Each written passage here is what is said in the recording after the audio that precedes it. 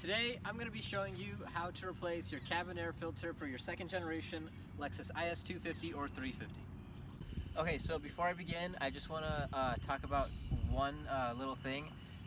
With this car, there's two types of filters available. There's a normal air filter and there's a carbon charcoal air filter. The charcoal one is supposed to help block pollen and other allergens better, and it looks like this. As you can see, it's black, right? The normal one's gonna look exactly the same, only it's gonna be white. Price difference, this one cost me $35 and the Toyota dealership quoted me $25 for the normal one. So when doing this job, make sure you know that there's two different types of filters available and buy the one that you like. Okay, so to change this filter, it's actually located right here in the glove box. First step, you're gonna want to clear out your glove box. Okay, so once you've cleared out your glove box, it should look something like this. There should be a shelf inside. Go ahead and just lift this side up, and it'll be a little hard because it's snapped in place with two tabs down here, as you can see, and there's also two tabs holding it in over here. Go ahead, lift up, and then while it's angled up, go ahead and pull your shelf out like this. And we're going to want to completely remove the shelf to get access to this panel door back here, which is where your cabin air filter is at. Okay, so before messing with that panel in there at all, make sure you go in your car, you have the AC set to max, and you want to put it on recirculation mode. So once we have our car on and on recirculation mode, actually, by the way, I put my car to the lowest air setting instead of max.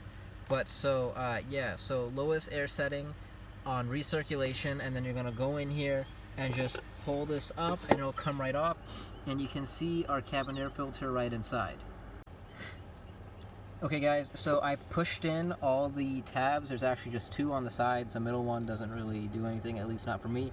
And as you can see, right on the plastic tray here, it says go up, and it should easily just come up and pull out the entire tray here. Let's see if I can do it. There you go. This is the correct way to do it. You should pull out the tray. I've seen so many videos on YouTube of the guys not taking this tray out and just manhandling their filter and ripping the filter out like that. That's completely incorrect. And then they just force the new filter back in. That's not how you do it. You want to take this tray out, and now obviously we can easily remove this filter. It's just paper. You can manhandle this if you really want to. And then we're just going to put our new filter in and, you know, just do all the steps in reverse. So, yeah. Okay, so just because I know people are going to comment on the video, to remove this, we'll just film it. I'm pushing mine in, and bam, it comes out just like that, right? And this is pretty crusty, to be honest, man. You know what? Forget it. I'll just keep it like this, and then we're gonna take the new filter out, right? Open it up just like this.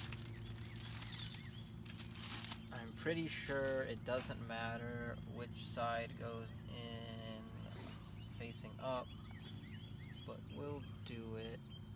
How did they have it? Yeah, you can't. There's only one way to fit it, as you guys can see. So I'm gonna push those ridges in there, prop it in like this, and there you go. Now, Joe, keep filming.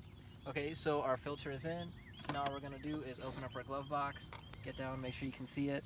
Make sure the thing that says up with the tabs is facing towards you, and we're going to just slide our tray back in. Perfect. And we're gonna push it down until they both pop.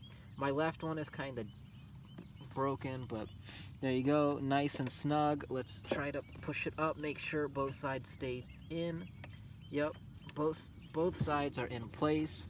Fantastic. Can they see it real good? Okay, now our tray cover, right, or our access door, whatever you want to call it, we're just gonna just like that slide into place. Yep, that's good. And now we're going to put our shelf back in. And remember, we took this side out last, so we're gonna put the side in first. There you go. and pop it down, and our shelf is in. And that is a super quick video on how to replace your cabin air filter on your Lexus IS. I really hope this helped you guys. If it helped you, make sure to leave a thumbs up, and if you like the videos I got going on this channel, make sure to subscribe, and I'll see you guys next time.